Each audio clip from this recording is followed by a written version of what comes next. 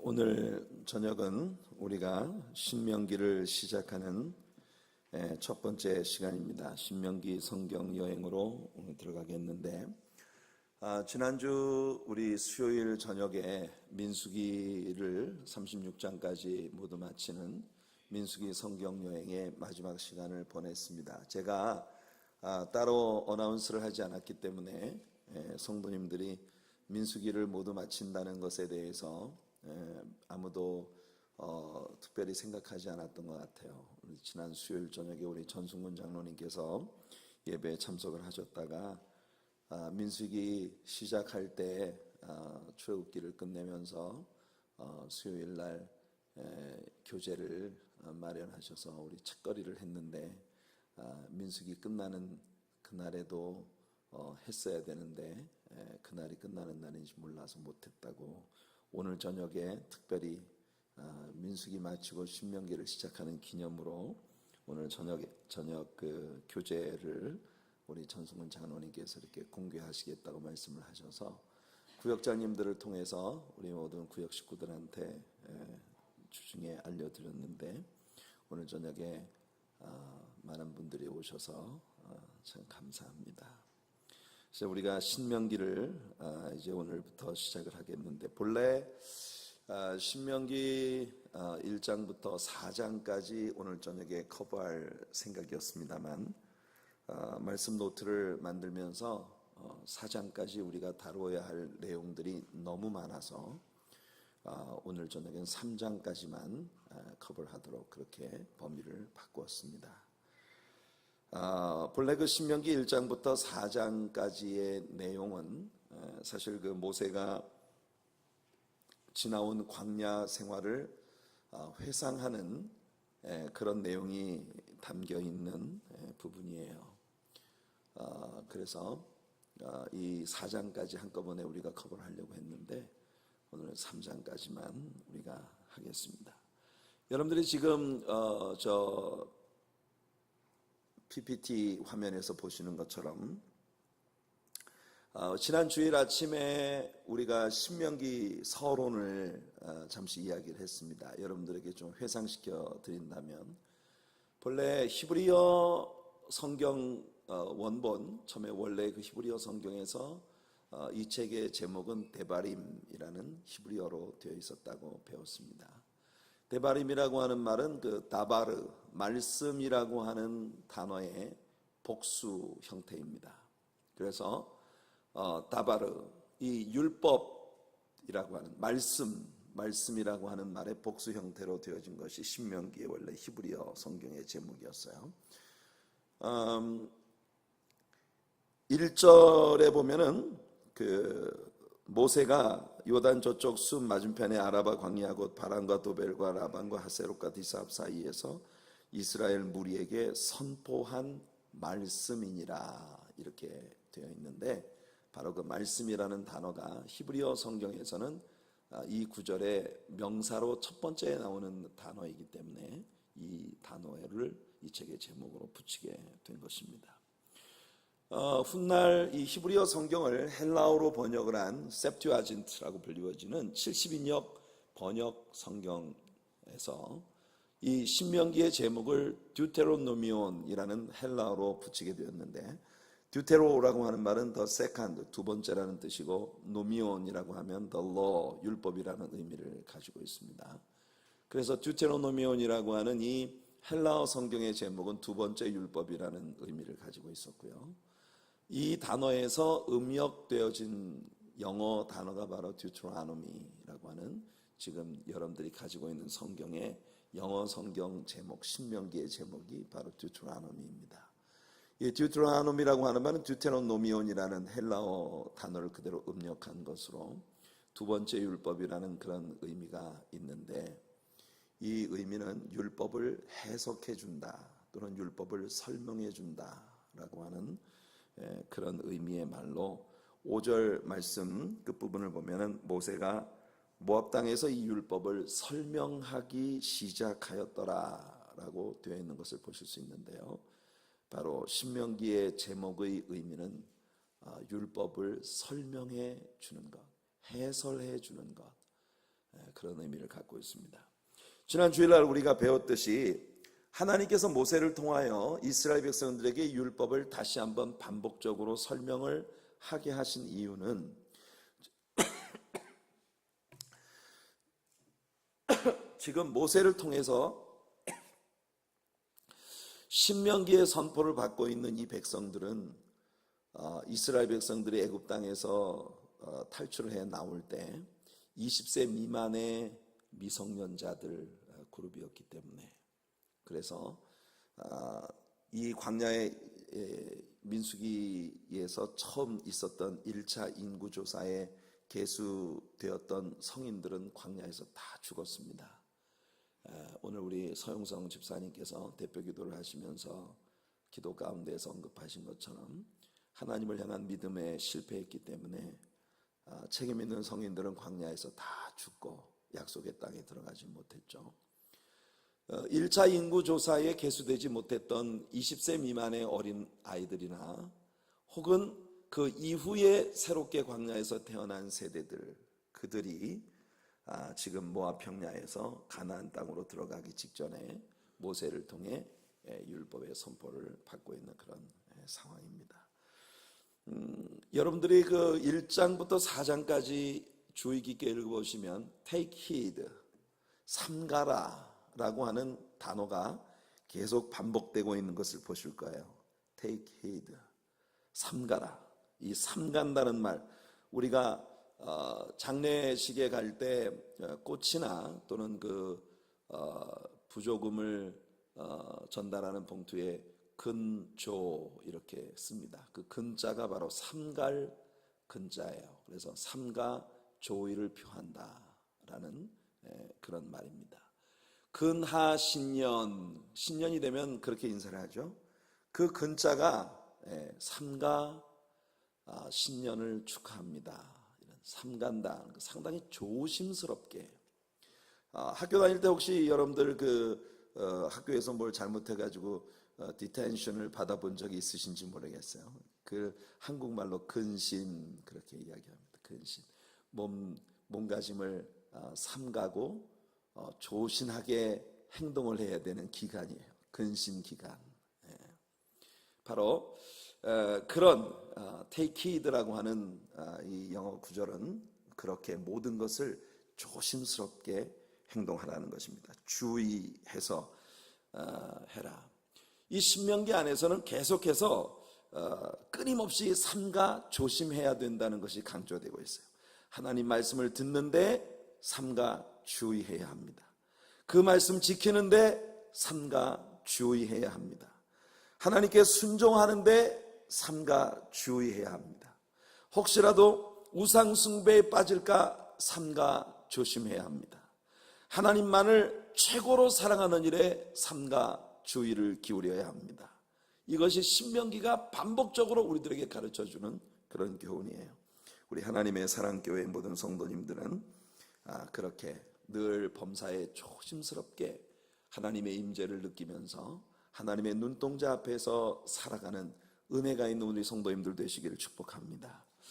자, 우리 1절부터 5절까지 말씀을 같이 한번 읽어볼게요. 신명기 1장 1절부터 5절까지 말씀입니다. 같이 읽죠. 이는 모세가 요단 저쪽 숲 맞은편의 아라바 광야 곧 바란과 도벨과 라반과 하세롯과 디사합 사이에서 이스라엘 무리에게 선포한 말씀이니라. 호렙산에서 세일산을 지나 가데스바네아까지 10하루길이었더라. 40째의 11째 달 그 달 첫째 날에 모세가 이스라엘 자손에게 여호와께서 그들을 위하여 자기에게 주신 명령을 다 알렸으나 그때는 모세가 헤스본에 거주하는 아모리 왕 시혼을 쳐 죽이고 에드레이에서 아스타롯에 거주하는 바산 왕 옥을 쳐 죽인 후라. 모세가 요단 저쪽 모압 땅에서 이 율법을 설명하기 시작하였더라. 일러스되 이렇게 되어 있습니다. 자, 여기 보니까 모세가 요단 저쪽 숲 맞은편에 그 뒤에 맵이 있죠. 그 우리 맵을 한번 보여주시면 돼요. 여러분들 아마 글씨가 작기 때문에 글씨는 전혀 읽으실 수가 없을 거예요. 제가 이 지도를 컴퓨터에 띄울 때에는 색깔이 굉장히 선명한데 허연데 뭐가 시커먼 줄밖에 안 보이네요. 이게 참 우리 여러분 하나님께서 우리 교회 축복해 주셔서 이 스크린이 좀 하이 데피니션 퀄리티를 가진 스크린이 생겼으면 좋겠어요. 자, 여러분들이 지금 맵을 보시면 여기가 이제 이집트 땅입니다. 요 위에 약간 파르스름하게 보이는 이 부분이 지중해예요. 그리고 여기가 이제 이집트의 북부 지방인데 여기 혹시 파란 줄이 보이는지 모르겠습니다만은 이것이 그 나일 델타, 나일강 삼각주 지대라고 일컬어지는 아주 비옥한 그런 땅이죠. 이 지역이 바로 람세스라고 해서 이스라엘 백성들의 애굽 땅에서 노예로서 밀집 거주를 하고 있었던 바로 그 지역입니다. 여기 보면 비돔 성이 나오는데 이 비돔 성이라고 하는 곳에 오늘날까지도 이 이집트에 있었던 이스라엘 노예들에 의해서 건축된 어마어마한 국고성의 그 흔적이 남아 있고 많은 그 이 고센 땅 이 근처에 피라미드들이 남아 있는 것을 볼 수 있어요. 그래서 강제 노역을 당하던 바로 그 에리아입니다. 처음에 요셉의 뒤를 따라서 애굽 땅에 내려갔을 때 이 나일강 델타, 이 나일강 삼각주에 의해서 비옥한 초지가 조성되어져 있었던 이 고센 땅을 목양을 전문으로 하고 있는 히브리 사람들에게 애굽의 바로 왕이 선물로 주었죠.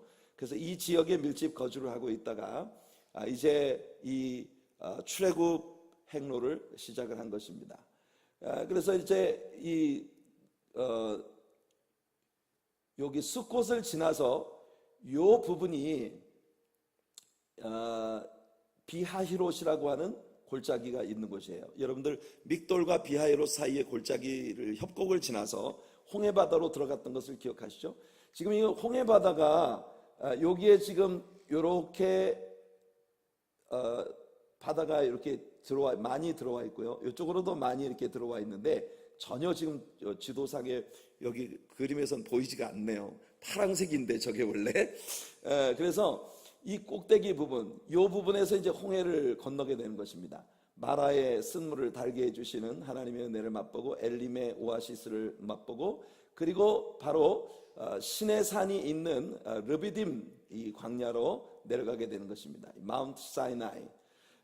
최근에 들어서 성경학자들 가운데 성경에 나타나는 신의 산이 오늘 이 이집트에 있는 신광야의 사이나이 반도의 맨 끝에 있는 이 신의 산이 아니라 아라비아에 위치한 이 아라비아의 이 남쪽 지역에 또 하나의 산이 있는데 그곳이 신의 산의 본래 맞는 지역이라고 주장을 하는 분들이 많이 나오고 있어요.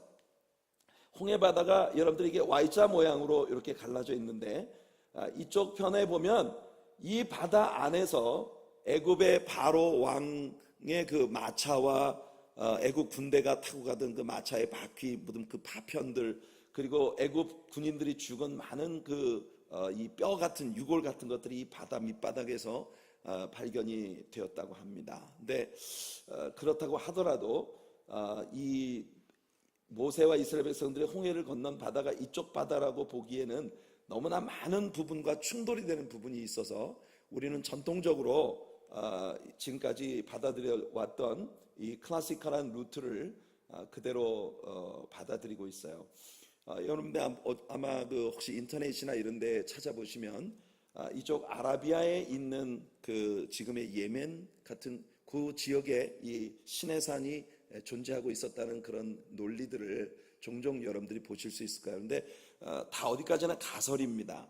사실 이 루트도 클래시컬하게 받아들이고 있습니다만 정확히 그렇다고 우리가 장담을 할 수 있는 부분은 없어요. 그러나 성경에 나타난 여러 지명들을 놓고 볼 때 이 루트가 거의 건강한 이론으로 받아들여지고 있는 거죠.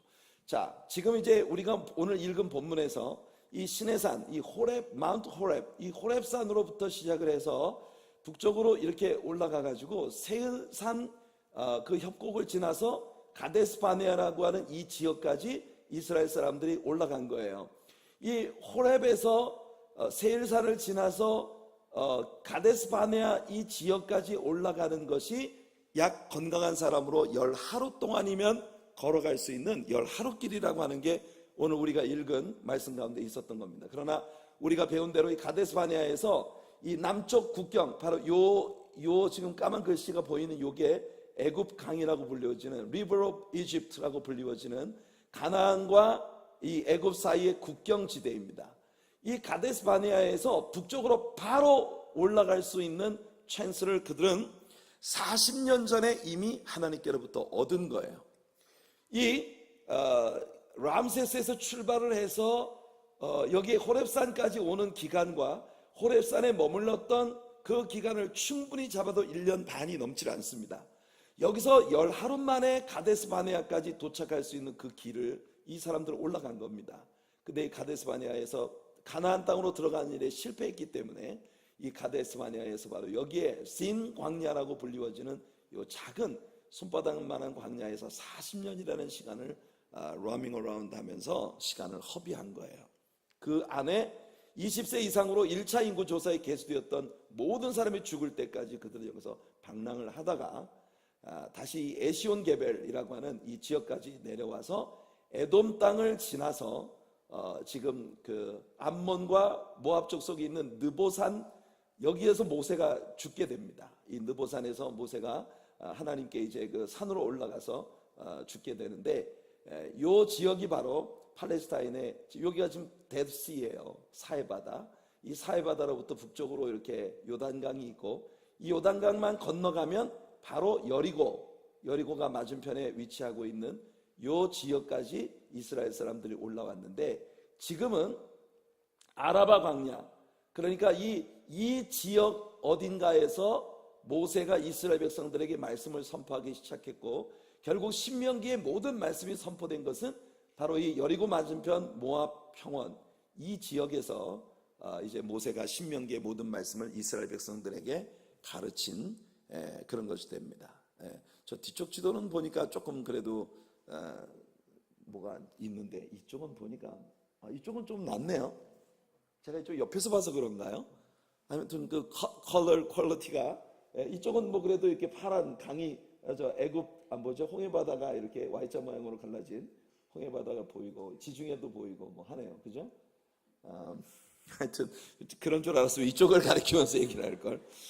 아무튼 이제 여러분들이 그 이스라엘 백성들의 광야 생활 40년 하고도 11개월에 걸쳐서 행진을 한 그 내용을 여러분들이 지금 오늘 지도에서 한번 보신 거예요.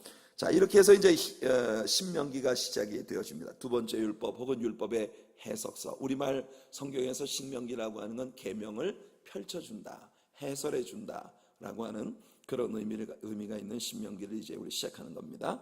자, 6절 한번 읽어볼게요. 신명기 1장은 불순종으로 인한 광야에서의 방랑을 회상하는 모세의 이야기가 나옵니다. 6절 읽겠습니다. 시작.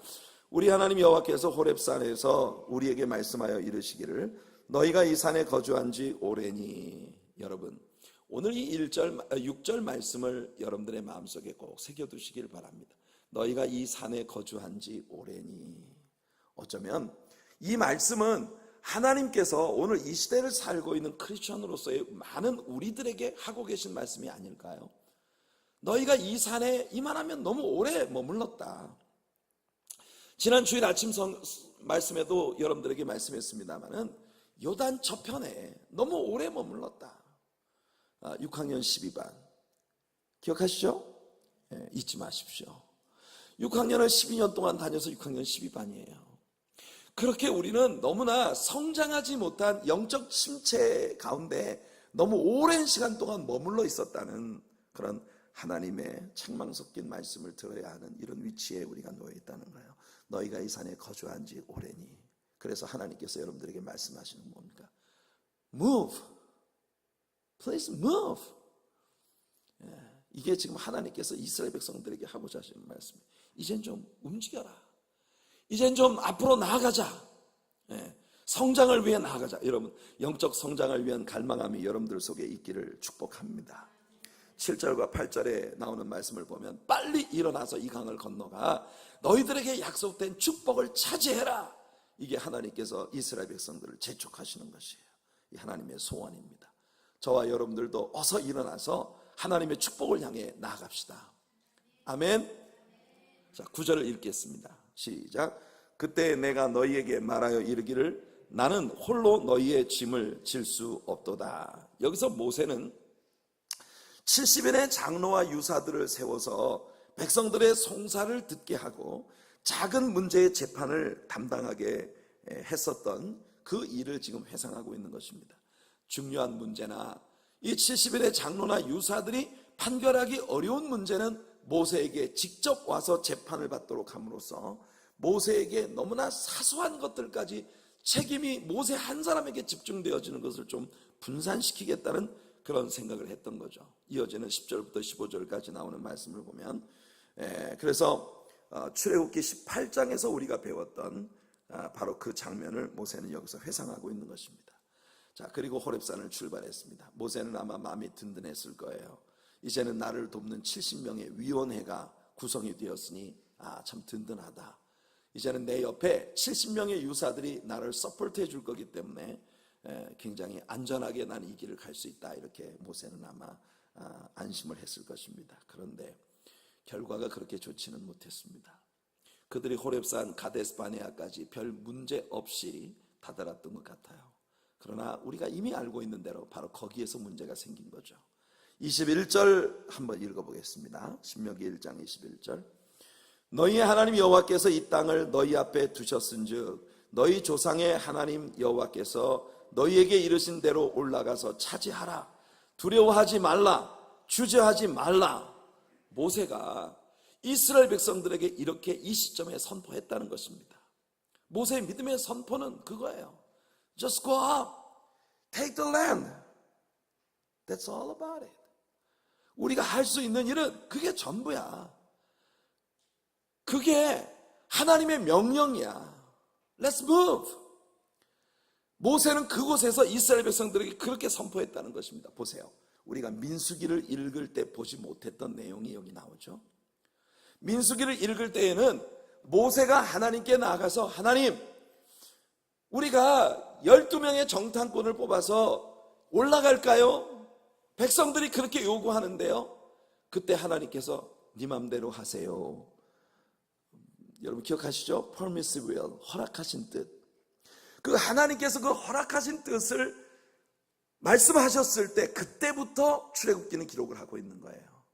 그래서 12명의 정탐꾼을 뽑아 가나안으로 올려보내는 것이 하나님께서 이니시에이트 하신 일인 것처럼 그렇게 출애굽기엔 보였습니다만 민수기에서 모세는 모든 정황을 분명하게 얘기합니다.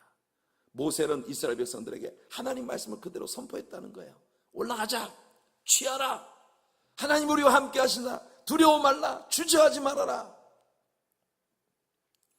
그런데 문제는 이 이스라엘 백성들이 모세가 세운 유사들에 의한 위원회 체제로 가면서 획일적인 하나님이 주신 명령에 절대 복종하는 그룹이 아니라 사람들이 모의하고 연구하고 하는 것이 하나님의 명령을 앞서 나갈 위험성이 있는 그런 커뮤니티로 전환되어 가고 있는 그런 모습을 보여주는 거예요. 그래서 그들이 내린 결정이 뭐냐면 우리 12명의 정탐꾼을 뽑아서 일단 가서 탐지를 해보게 하자.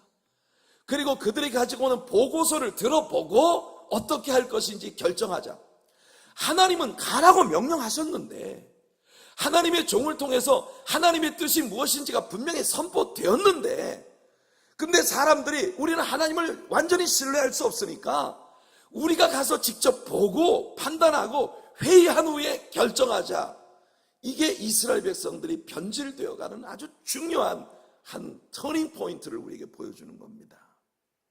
결국은 사람들의 계획대로 12명의 정탐꾼이 돌아와가지고 우리가 이미 배운 대로 부정적인 보고를 하게 되고 결국 그 부정적인 보고를 받은 이스라엘 백성들은 밤새도록 울면서 모세를 죽이고 지도자를 새로 뽑아가지고 애굽으로 돌아가자고 하며 하나님께 원망을 하는 그런 정말 하나님을 너무너무 슬프시게 하는 밤을 보낸 것이에요. 그때 우리 하나님께서 진노하셔서 이스라엘 백성들에게 너희 중에 아무도 광야에 들어갈 수 없다고 하나님이 선포하시기에 이르게 된 것입니다. 자, 26절 27절 한번 읽어보겠습니다. 모세의 이야기를 좀 더 들어보죠. 자, 그러나 너희가 올라가기를 원하지 아니하고 너희 하나님 여호와의 명령을 거역하여 장막 중에서 원망하여 이르기를 여호와께서 우리를 미워하심으로 아모리 족속의 손에 넘겨 멸하시려고 우리를 애굽 땅에서 인도하여 내셨도다. 와우. 여기서 원망의 극치가 나옵니다. 여호와께서 우리를 미워하셨다. 이건 정말 클래시컬한 사탄의 고전적인 전술입니다. 에덴 동산에서 아담과 하와를 시험에 빠뜨린 가장 큰 공격이 뭐였냐면, 하나님이 너희를 사랑하는 줄 알지? 웃기지 마. 하나님이 너희를 사랑하시는 게 아니라, 생각해봐라, 제일 중요한 건 너희들한테 못 먹게 하셨어. 왠지 알아? 너희들이 그걸 먹으면 너희들의 눈이 밝아져서 하나님과 같이 될 거거든. 하나님 너희를 사랑하는 게 아니야. 너희들을 끝까지 종으로 부리기 위해서 절대 하나님과 같은 위치에 올라가지 못하게 하려고 하나님께서 너희들에게 이 선악과를 금지시킨 거야.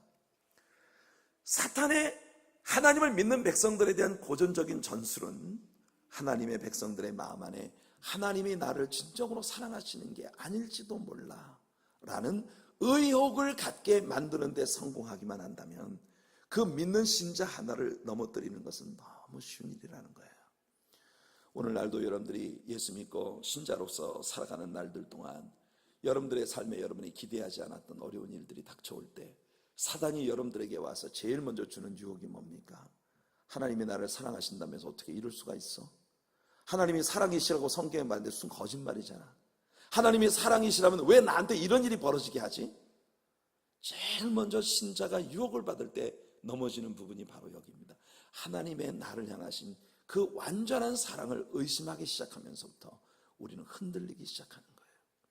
하나님이 우리를 미워하셨다. 그러나 하나님께서는 이스라엘 백성들에게 분명히 선포하셨어요. 내가 독수리 날개로 너희를 업어서 여기까지 인도해온 너희들의 하나님이다.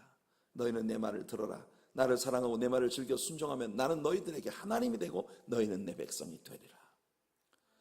독수리 날개로 너희를 업어서 이곳까지 데리고 온 것처럼 또한 남아있는 모든 길을 내가 또한 너희들에게 책임져 주겠다는 게 하나님의 선포였어요. 그런데 이스라엘 백성들은 그 하나님을 믿지 못했던 것입니다. 하나님 그런 말씀을 하십니다. 그래, 맞아. 때때로 너희들이 가시가 뾰족뾰족 나와 있는 독수리의 그 둥지처럼 불편하기 짝이 없는 환경 가운데 사방에 찔리면서 고통받을 때가 있을 거야. 독수리 어미가 그 큰 날개로 그 둥지 밖에서 풀썩거리면서 그 사방의 가시에 찔리게, 어린 독수리 작은 새들이, 어린 새들이 그렇게 가시에 찔리게 만드는 이유는, 그 둥지에 있는 게 불편하게 만드는 이유는 뭐냐면 그 독수리로 하여금 하늘의 왕자가 되게 하기 위함이야. 그래서 큰 날개로 둥지를 어지럽히고, 그래가지고 독수리가 그 새끼를 데리고 가지고 하늘로 높은 곳에서 떨어뜨려 버린, 뾰족뾰족한 바위가 있는 그 절벽 아래로 한없이 떨어져 내려가는데 어미 독수리가 쫙 내려와서 그 날개로 이 독수리를 받아가지고 또 높은 곳으로 데리고 올라가. 어미 독수리가 자식을 훈련시키는데 실패하지 않습니다. 그런 역경을 거치는 동안 독수리는 가히 하늘의 왕자라고 불리워질 수 있는 그런 정말 멋진 독수리가 되어가는 것이에요. 때때로 하나님 백성들에게 어려움이 다가올 때 사단은 우리에게 다가와서 하나님이 우리를 사랑하시는 게 아니라고 유혹할 때가 많지만, 그러나 여러분, 여러분을 향하신 하나님의 사랑을 의심하지 않는 여러분들 되시길 축복합니다. 하나님께서 여러분들을 보호하시고 마침내 여러분을 향해 가지고 계신 하나님의 계획대로 여러분들을 축복된 자리에 세우시는 일에 절대로 실패하지 않으실 것이라는 사실을 믿으시는 여러분들 되시길 축복합니다. 자, 32절 33절 읽어볼게요. 32절 33절입니다. 시작. 이 일에 너희가 너희의 하나님 여호와를 믿지 아니하였도다. 그는 너희보다 먼저 그 길을 가시며 장막 칠 곳을 찾으시고 밤에는 불로 낮에는 구름으로 너희가 갈 길을 지시하신 자이시니라. 군대에 가면 행군을 합니다. 행군을 할 때 선발대가 있어요. 그 선발대는 본대보다 하루나 이틀 길을 먼저 가서 이 본대가 도착했을 때 어떤 지형을 정찰하고 주변 정황을 살피고 난 다음에 어떤 곳에 텐트를 치고 어떻게 야영을 해야 할 것인가 하는 것을 미리 살피고 가장 안전하고 좋은 루트를 개발하고 그리고 또 야영을 할 수 있는 지역을 확보하는 일을 하는 것이 바로 선발대의 역할이에요. 하나님은 마치 이스라엘 백성들이 광야를 행진해 나아갈 때에 이스라엘 백성들의 선발대가 되어주실 것을 작정하신 것입니다. 언제나 하나님께서는 이스라엘 백성들보다 한 걸음씩 앞장서 나아가시면서 이스라엘 백성들의 갈 길을 살피시고 그들에게 안전한 길을 확보해 주시고 그들이 머물 수 있는 안전한 땅을 확보하셔서 그들을 보호해 주시겠다고 하나님이 약속하신 거예요. 그 하나님이 바로 저와 여러분들의 하나님이십니다. 하나님의 사랑교회가 나아가는 모든 길에 우리가 앞이 안 보이는 어려움 가운데 때때로 처할지 몰라도 우리의 선발대가 되시는 하나님께서 언제나 우리보다 한 걸음씩 앞장서 가시며 우리가 어디를 밟고 어느 루트로 향해서 어느 지역으로 가야 되는지 언제나 하나님의 그 성령의 능력으로 우리를 인도하셔서 이끌어 가시는 그 하나님을 믿는 우리가 되기를 축복합니다. 여러분 한 분 한 분이 개개인의 신앙인으로서의 삶을 살아갈 때에 앞이 보이지 않는 그런 미궁에 빠져있는 여러분 자신을 볼 때가 많겠지만, 그러나 우리가 이 세상에서 좌충우돌하고 여러 가지 일에 어려워하고 낙심하고 절망하고 하더라도 우리의 선발대가 되어주시는 하나님께서 우리보다 한 걸음씩 앞장서 가시면서 언제나 최고의 길로 우리를 인도해 가신다는 사실을 믿으시기를 바랍니다. 2장으로 들어갈게요. 2장은 신실하신 하나님의 인도하심에 대한 모세의 회상입니다. 이어지는 말씀에서 모세는 이스라엘 백성들이 끊임없이 방황하고 불순종하는데도 불구하고 하나님은 신실하게 그의 백성들을 인도하셨다는 것을 회상하고 있습니다. 1절을 한번 읽어볼게요. 1절입니다. 시작. 우리가 방향을 돌려 여호와께서 내게 명령하신 대로 홍해길로 광야에 들어가서 여러 날 동안 세일산을 두루 다녔더니, 그들은 세일산 근처에서 맴돌고 있었어요. 하나님 말씀을 들어보세요. 아까 말했죠, 너희가 여기 머문 지 오래니. 이것이 혹시 여러분에게 하시는 말씀이 아닌지 꼭 생각해 보시길 바랍니다. 여러분, 믿음의 성장이 멈춘 채 지금 이 자리에 머무른 지 얼마나 오랜 시간이 지나셨습니까? 여러분들 가운데는 주일학교 아동 때부터 교회에 다니기 시작한 성도님들이 많이 계실 겁니다. 모태신앙, 태어나면서부터 기독교 신앙을 유전으로 물려받고 태어난 사람들, 참 복 있는 사람들이에요. 저는 어린 시절에 우상을 숭배하는 가정에서 태어났기 때문에 신앙적 백그라운드를 전혀 가지지 못한 채 청소년이 될 때까지 자란 사람입니다. 어렸을 때부터 신앙의 유산을 부모님들에게 물려받았다는 건 얼마나 행복하고 축복된 일인지 몰라요. 전 그런 사람들이 제일 부러워요.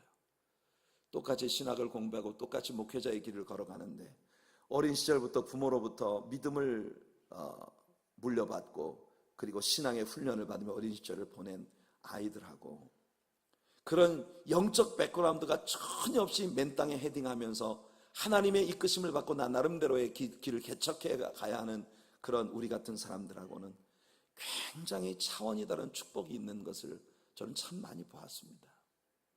그래서 저는 늘 기도하죠. 하나님, 저는 가정 안에서 믿음의 1세대이기 때문에 저를 통해서 부모님들 다 구원받고 저를 통해서 우리 형제들 다 구원받고 온 가정의 구원이 이루어졌지만 그래도 제게서 낳은 아들은 태어나면서부터 목사의 아들로 태어났으니 하나님, 이 아이는 제가 얻지 못했던 큰 축복을 주세요. 하나님께는 기도합니다. 저는 제 아들을 이렇게 바라볼 때 하나님께서 정말 제 아들에게 너무 큰 축복을 주시는 것 같아요. 저보다도 훨씬 더 탄탄하게 공부할 수 있는 길을 하나님께서 열어주시고 좋은 교회에서 EM 패스tor로 사랑받으면서 사역을 하며 그의 젊은 날들을 지금 보내가며 잘 훈련을 받고 있습니다. 지난번 총회가 있어서 LA 갔을 때 그 교회를 방문해서 제가 수요 예배 설교를 했는데 수요 예배 설교를 하고 내려왔더니 그 교회에 온 장로님들이 제게 와가지고 어쩌면 아들을 그렇게 훌륭한 목사님으로 키웠는지, 아들을 볼 때마다 야, 저 아들의 부모님은 얼마나 훌륭한 분일까 생각을 했는데 목사님 설교하시는 거 들으니까 이해가 됩니다 그러더라고요. 여러분들, 남이 잘 됐다고 할 때 행복해 해주는 사람이 그 진짜, 왜 갑자기 내가 이렇게 복받았다는 이야기를 하는데 갑자기 분위기가 싸늘하게 되는 이유는 뭡니까 여러분? 그래서 저는 정말 그래요. 제가 전혀 믿음을 모르는 우상 숭배의 백그라운드 가운데서 태어난 사람이기 때문에 같이 교회를 섬기면서도 모태 신앙을 가지고 태어난 그런 사람들의 이 신앙생활을 보면 부러울 때가 참 많습니다. 하나님께서 제가 늦게 출발을 했지만 나중된 자가 먼저 되는 큰 복을 제게 주셨다고 저는 확신합니다. 여러분들에게도 그 복을 주시길 바랍니다. 특별히 제 말씀에 아멘 하신 분들에게 특별히 주시기를. 아무튼 그래요. 그렇게 여러분들이 만일 모태신앙을 가지고 태어났고 어린 시절부터 교회 중심으로 삶을 살아갔던 사람들이라면 더더욱 여러분들에게는 더 나은 프로그레스에 대한, 더 나은 스피리추얼 그로스, 영적 성장에 대한 책임이 있다는 것을 잊지 마시기를 바랍니다. 너희가 여기 머문 지 너무 오래됐어 라고 혹시 하나님께서 여러분들에게 말씀하시는 거 아닌지, 너무 오랫동안 진전이 없고 너무 오랫동안 성장이 없이 그냥 이 자리에 계속 여기가 좋사오니 하고 머무르고 있는 우리들은 아닌지, 여러분들의 기도의 변화가 일어나기를 축복합니다. 말씀을 아는 여러분들의 지식의 변화가 일어나기를 바라고, 하나님과의 개인적인 깊이 있는 영적인 사귐의 변화가 구체적으로 나타나는 여러분들 되시길 바랍니다. 2절부터 4절까지 읽어보겠습니다. 여호와께서 내게 말씀하여 이르시되 너희가 이 산을 두루 다닌 지 오래니 돌이켜 북으로 나아가라. 너는 또 백성에게 명령하여 이르기를 너희는 세일에 거주하는 너희 동족 에서의 자손이 사는 지역으로 지날진대 그들이 너희를 두려워하리니 너희는 스스로 깊이 삼가고. 하나님은요, 이 에돔 즉 에서의 후손들의 땅을 지나갈 때에 여러분 여기서부터 잘 들으셔야 합니다. 우리 이미 모세가 에돔 족속의 땅에 미리 사신을 보내 우리가 당신들의 땅으로 지나가기 허락을 해달라고 했다가 거절당했다는 것을 이미 배운 바 있어요. 그 말씀을 이야기할 때 제가 그때 모세가 괜한 짓을 했다는 이야기를 했습니다. 묻지 말고 그냥 가면 되는 거였어요. 언제 모세가 앞에 있는 종족들한테 길 좀 열어주세요 부탁해가면서 갔습니까? 이스라엘 백성들의 여행은 오직 하나예요. 구름이 떠오르면 가는 거고 멈추면 멈추는 겁니다. 우리 하나님의 사랑교회가 가는 길이 그런 길이 되기를 축복합니다. 하나님이 움직이시면 따라 움직이고 하나님이 멈추시면 우리는 쓰는 거예요. 아멘. 주님 말씀하시면 내가 나가리다. 주님 뜻이 아니면 내가 멈춰서리다. 나의 가고 서는 것 주님 뜻에 있으니 오 주님 나를 이끄소서. 이것이 우리들의 신앙이 되기를 축복합니다. 하나님께서는 이스라엘 백성들에게 말씀하세요. 그 에돔 땅을 지나가라. 내가 책임져 줄게. 대신 그들과 싸우지는 말아라. 5절을 읽어보겠어요. 시작. 그들과 다투지 말라. 그들의 땅은 한 발자국도 너희에게 주지 아니하리니 이는 내가 세일산을 에서에게 기업으로 주었습니다. 하나님께서 그들과 싸우지 말라고 하신 것은 사실이에요.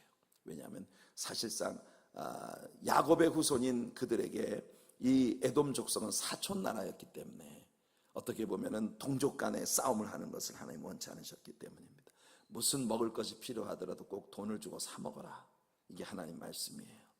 하나님은 그들이 에돔 땅을 지나면서 에돔 사람들에게 하나님의 살아계심과 자기들에게 행하신 일들에 대해 간증하는 민족이 되기를 원하시고 계십니다. 이스라엘은 지금 기나긴 여행길을 계속하고 있지만 하나님은 이 여행길에 절대 의미 없이 그들이 방황을 하기를 원치 않으십니다. 동족이면서도 이방인들처럼 하나님을 떠난 생활을 하고 있었던 이 에돔 족속들에게 여호와 하나님께서 40년 동안 이스라엘과 함께 하시며 조금도 부족함이 없게 공급해 주시고 지켜주셨다는 것을 간증하기를 하나님은 바라시고 계신 것이에요. 여러분들이 여러분들의 주변에 있는 모든 사람들에게 살아계신 하나님과의 동행하는 믿음의 삶에 대한 아름다운 간증자들이 되시기를 축복합니다. 우리 하나님의 자녀들의 삶의 가장 큰 의미는 우리가 서 있는 모든 곳에서 하나님의 영광을 자랑하는 일입니다. 마가복음 16장 15절에 예수님 선포하십니다. 또 이르시되 너희는 온 천하에 다니며 만민에게 복음을 전파하라. 이것이 우리들의 행하는 길이 되기를 소원합니다. 이어지는 말씀은 모압과 암몬 족속의 땅을 지날 때에도 그와 같이 하라는 하나님의 말씀이 주어집니다. 왜냐하면 그들도 결국은 아브라함의 조카인 롯의 후손들이기 때문에 모압과 암몬은 아브라함의 조카 롯의 근친 상간으로 인한 죄악된 씨앗으로 시작되어진 민족이기 때문에 이스라엘의 총회에 영원히 들어오지 못하리라는 그런 하나님 말씀을 받았지만 여전히 하나님께서 보호해 주고 계시는 그런 민족이었다는 걸 우리는 여기서 발견합니다. 이 하나님의 사랑이에요. 하나님은 정말 한번 치셨으나 도로 싸매시고 진노 중에라도 은총 베푸는 것을 잊지 않으시는 하나님이시라는 걸 우린 이런 부분을 통해 발견합니다. 근데 말이에요, 여기서 10절부터 12절까지 말씀 한번 읽어봅시다. 그래서 우리가 기막힌 말씀을 봅니다. 한번 10절부터 12절이에요. 시작. 이전에는 에밈 사람이 거기 거주하였는데 아낙 족속같이 강하고 많고 키가 크므로 그들을 아낙 족속과 같이 르바임이라 불렀으나 모압 사람은 그들을 에밈이라 불렀으며 호리 사람도 세일에 거주하였는데 에서의 자손이 그들을 멸하고 그 땅에 거주하였으니 이스라엘이 여호와께서 주신 기업의 땅에서 행한 것과 같았느니라.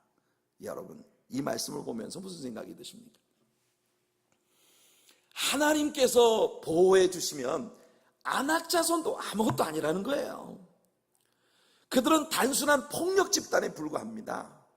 여러분, 이 모압 사람들이 에밈 사람들을 만났는데 그들이 아낙 자손들이어서 이스라엘 사람들의 정탐꾼들이 가나안에 들어갔을 때 그곳에서 보았던 아낙 자손들처럼 키골이 장대한 거인 족속들이었다는 거예요.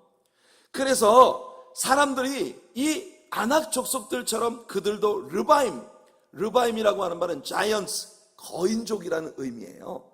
그들을 주변에 있는 모든 사람들이 저 사람들은 거인족이야 라고 불렀단 말이에요. 그런데 모압 족속은 그들을 보고 에밈이라고 불렀다고 말합니다. 에밈이라고 하는 말은 무슨 말이냐면 단순한 깡패 집단이라는 뜻이에요. terrors. 저것들은 괜히 패거리로 몰려다니면서 폭행이나 일삼는 저 깡패 같은 놈들.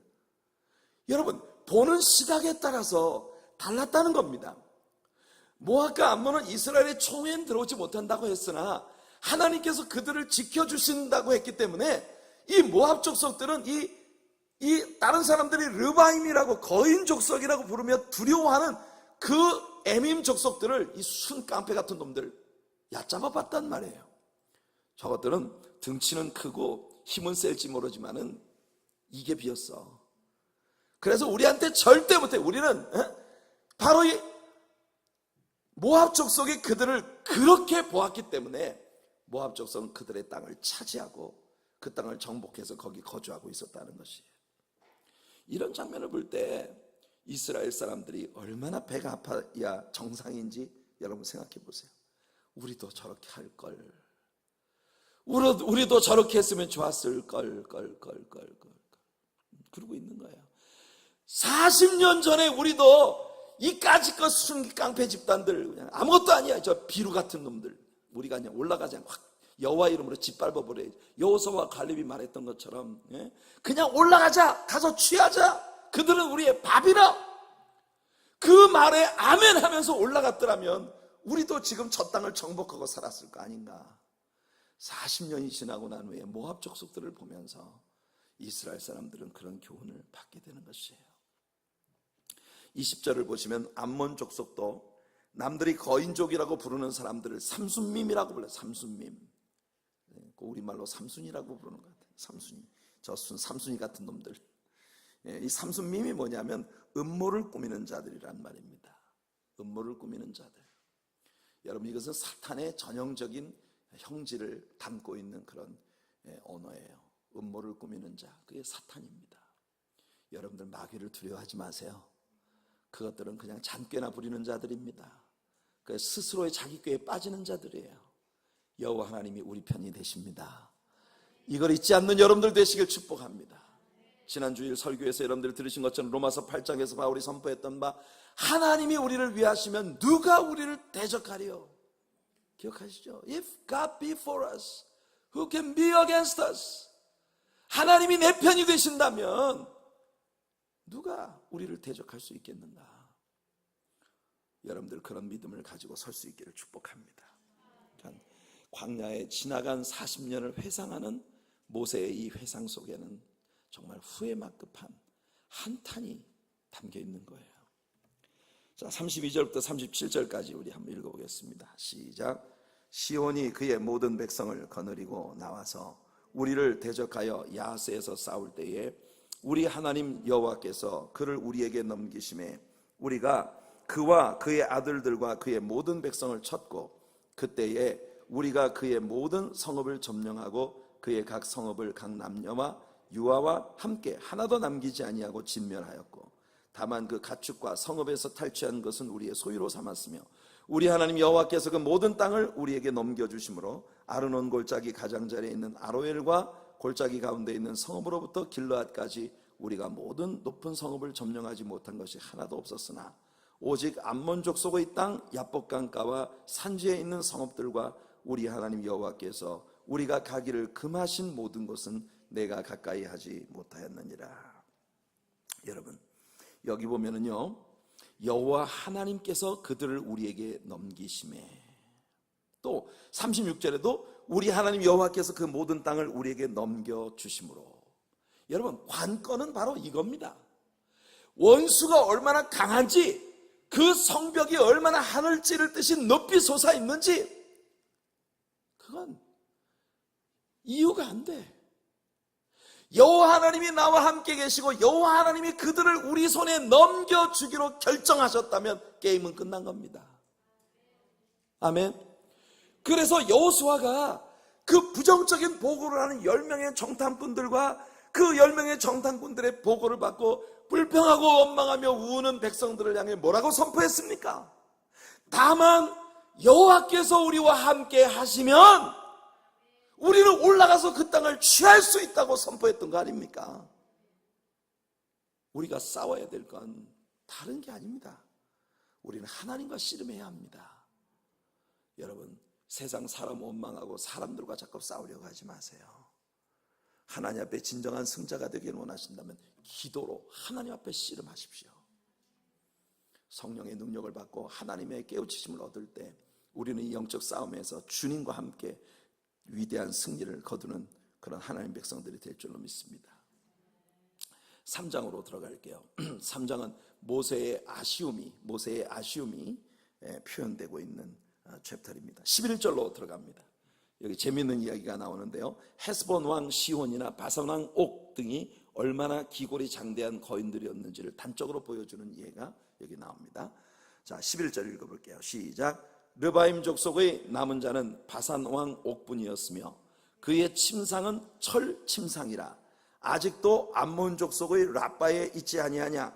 그것을 사람의 보통 규빗으로 재면 그 길이가 9규빗이요 너비가 4규빗이니라. 여러분 이 바산왕 옥이라고 하는 왕이 얼마나 큰 인간이었냐 하면 그 사람의 침대 사이즈가 길이가 13foot이에요. 13foot. 13foot이에요. 침대 길이가. 폭이 6foot이에요. 이 폭이. This is the real king size bed. 이게 진짜 king size bed예요. 13 by 6 feet. 와. 얘가 이놈들이 정말 크긴 큰 놈들이에요. 그렇죠? 그러나 하나님이 함께하는 이스라엘 백성들 앞에서 그들은 아무것도 아니었다는 것입니다. 사탄이 여러분들 앞에 아무리 크게 보여도 잊지 마세요. 우리가 기생 라합의 고백을 통해서 배웠잖아요. 이 가나안 족속들은 이스라엘 사람들이 애굽에서 나올 때부터 벌써 소문을 듣고 그들과 함께 하시는 하나님 때문에 사람들이 간이 녹았다 그래서 간이 녹았다. 혼이 나갔어요. 다리가 다 풀려가지고 이스라엘 사람들을 바라보면서 아이고 이제 우린 죽은 목숨이다. 그런데 이스라엘 사람들은 자기들과 함께 하시는 하나님을 못 보고 그들의 등치만 보고 마주보고 서서 우린 죽었어. 둘이 마주보고 이렇게 하고 있는. 여러분들 우리가 신자로서 살아가는 삶에서 이런 실수를 반복하는 우리가 되지 않기를 바랍니다. 22절 보세요. 22절. 승리의 열쇠가 뭔지를 우리에게 보여줍니다. 너희는 그들을 두려워하지 말라. 너희의 하나님 여호와께서 친히 너희를 위하여 싸우시리라 하였노라. 아멘. 아멘. 예수 그리스도께서 우리의 대장이 되시는 한 우리는 절대로 실패하지 않습니다. 아멘. 하나님은요, 우리가 원수를 두려워하는 것조차 싫어하십니다. 왜냐하면 원수를 두려워하는 것은 바로 불신의 표현이기 때문이에요. 믿음으로 사는 저와 여러분들 되기를 바랍니다. 이사야 41장 10절에 두려워하지 말라. 내가 너와 함께함이라. 놀라지 말라. 나는 내 하나님이 됨이니라. 내가 너를 굳세게 하리라. 참으로 너를 도와주리라. 참으로 나의 의로운 오른손으로 너를 붙들리라. 이 약속을 주신 주님이 지금도 저와 여러분들의 하나님이 되시는 걸 믿으시기를 축복합니다. 자, 이제 23절부터 29절까지 볼게요. 우리는 여기서 모세의 처절한 기도를 보게 됩니다. 자, 이 부분이 정말 우리 가슴 짠하게 다가오는 부분이에요. 23절부터 29절 읽겠습니다. 시작. 그때 내가 여호와께 간구하기를 주 여호와여, 주께서 주의 크심과 주의 권능을 주의 종에게 나타내시기를 시작하셨사오니 천지간에 어떤 신이 능히 주께서 행하신 일, 곧 주의 큰 능력으로 행하신 일 같이 행할 수 있으리까? 구하옵나니 나를 건너가게 하사 요단 저쪽에 있는 아름다운 땅, 아름다운 산과 레바논을 보게 하옵소서 하되, 여호와께서 너희 때문에 내게 진노하사 내 말을 듣지 아니하시고 내게 이르시기를 그만해도 족하니 이 일로 다시 내게 말하지 말라. 너는 비스가산 꼭대기에 올라가서 눈을 들어 동서남북을 바라고 내 눈으로 그 땅을 바라보라. 너는 이 요단을 건너지 못할 것임이니라. 너는 여호수아에게 명령하고 그를 담대하게 하며 그를 강하게 하라. 그는 이 백성을 거느리고 건너가서 내가 볼 땅을 그들의 기업으로 얻게 하리라 하셨느니라. 그때 우리가 벳볼 맞은편 골짜기에 거주하였느니라. 와, 참 안타까운 부분이에요, 그렇죠? 모세는 하나님의 그 말씀을 듣고 여기까지 이스라엘을 인도해 왔습니다. 모세는 하나님 앞에 너무 아쉬워서 가서 기도했어요. 애절하게 기도했어요. 하나님, 정말 지극히 높으신 하나님, 위대하신 하나님이십니다. 그래 놓고는 하나님께, 하나님 정말 아래옵기 황송하오나 나도 저 가나안 땅 가고 싶어요. 내가 40년 동안 이 백성을 이끌고 온다고 내가 얼마나 죽게 고생했는지 아시지 않습니까? 꿈에도 그리던 저 땅을 나도 가고 싶습니다. 근데 하나님께서 모세에게 It's enough. 그만해도 족하다. 됐어. 그만해. 이 일로 다시는 내게 말하지 말아라. 하나님 얼마나 단호하셨는지. 모세는 정말 너무너무 안타까운 그런 하나님의 말씀을 들어야만 했던 것이에요. 26절에서 모세가 하고 있는 이야기를 우리가 귀담아 들어야 합니다. 여호와께서 너희의 연고로 내게 진노하사 내 말을 듣지 아니하시고. 저는 이 표현이 참 재미있어요. 물론 모세가 화를 내고 흥분했던 것은 이스라엘 백성들의 잘못 때문이었습니다. 하지만 결국 하나님을 진노하시게 했던 것은 모세 자신의 실수예요. 하나님의 거룩한 종으로서 하나님의 백성들 앞에서 하나님이 어떤 분이신지를 보여주어야 할 그 사명을 이스라엘 백성들에 대한 분노 때문에 열받아가지고 그야말로 뚜껑이 열리는 바람에 이 눈이 그냥 아무것도 안 보이는, 그냥 뒤집어져가지고 막 이 나쁜 이 패역한 것들아, 내가 너희들을 얼마나 더 오래 참아야 되겠느냐. 지금까지 내가 그냥 40년 동안 너희들 참하고 죽게 고생했는데 정말 미치도록 힘들어 죽겠어. 내가 정말 내가 이 반석을 쳐서 또 한 번 내가 생수를 내랴 막 하면서 이스라엘 백성들 앞에 막 분노해가지고 화를 냈거든요. 근데 하나님께서는 모세에게 저 이스라엘 백성들이 죽일 놈들이다 이렇게 말씀하지 않으십니다. 네가 저 백성들 앞에서 나의 거룩함을 나타내는데 실패했다. 이 교훈이 오늘 이 시대를 살아가는 크리스천들로 우리들에게 굉장히 무거운 교훈입니다. 여러분들이 진정으로 크리스천이라면 믿음이 없는 세상 사람들이 어떻게 엉망진창으로 살든지 간에 그 사람들 앞에서 여러분들이 하나님의 모습을 보여주는 것이 여러분들의 큰 사명이라는 거예요. 특히 교회 안에 있는 리더십 그룹들에게는 하나님께서 바로 이 부분에 막중한 사명을 주신 것이에요. 우리는 지금 장로님과 권사님들을 선출하기 위한 과정을 지나가고 있습니다. 교회 리더십이 된다는 것은 교회에 나오는 모든 성도님들이 그분들을 바라볼 때 예수님이 오늘날 살았다면 꼭 저분 같았을 거야 라고 하는 생각을 할 수 있게 만들어주는 사람이 되어야 된다는 책임이 있다는 겁니다. 성도님들이 막 낙심하고 어려운 가운데 빠졌을 때 장로님을 찾아가서 장로님 나 위해서 기도 좀 해주세요 라고 말할 수 있는, 야고보가 말한 것처럼 그래서 장로님들은 올리브 기름을 가지고 성도들의 그 환처에 기름을 붓고 그를 위해 간절히 기도할 때 의인의 간구는 역사하는 힘이 많으니라. 이런 역사를 볼 수 있는 그런 리더십들이 세워져야 되는 거예요. 하나님께서 우리들 안에 그런 리더십을 주시기를 축복합니다. 하나님께서는 모세에게 말씀하셨어요. 그런데 말이에요, 많은 때에 우리들이 모세처럼 실수를 합니다. 모세처럼 저지르는 실수가 뭡니까?